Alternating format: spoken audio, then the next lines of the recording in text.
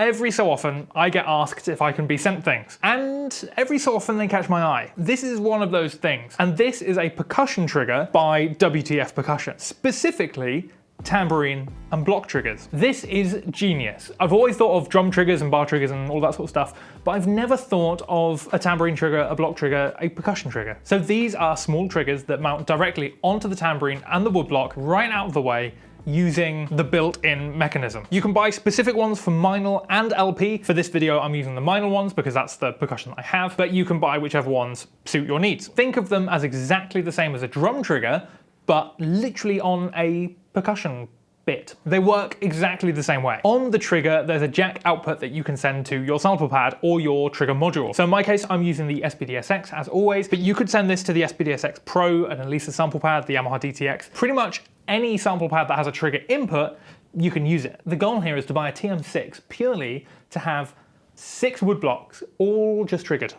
So just mount them to your thing, plug in the jack, and then plug that jack into the sample pad, and that's it, you're good to go. If you're like me and you have a bunch of rolling gear, then this is how you set it up with the SPD-SX specifically. Most of these settings can be copied to the Pro and all the other trigger modules, but this is the SX. So once you've plugged your triggers in, plug them into the trigger input of the back of the SPD-SX. These are single triggers, so you can get a splitter cable and use just one jack input on the back of the SPD-SX, because remember there's 2 inputs for 4 triggers, so you could use 1 input for 2 of the percussion triggers. For this video, I've only got 2 jack leads and I don't have a splitter with me, so they're just going into 1 of each trigger input. On the SPD-SX, the best option I found for these triggers is the RT30H or the RT30HR, because that will set the sensitivity and threshold of a snare drum trigger, a drum trigger, and because it's kind of the same on the block and the tambourine, this is what just felt the most natural. Then after that, it's just a fun job of just hitting the thing, making sure you're getting a signal, and then setting the sample to that signal. So if it is all working, you might have to adjust things slightly. I had one not working cable, which was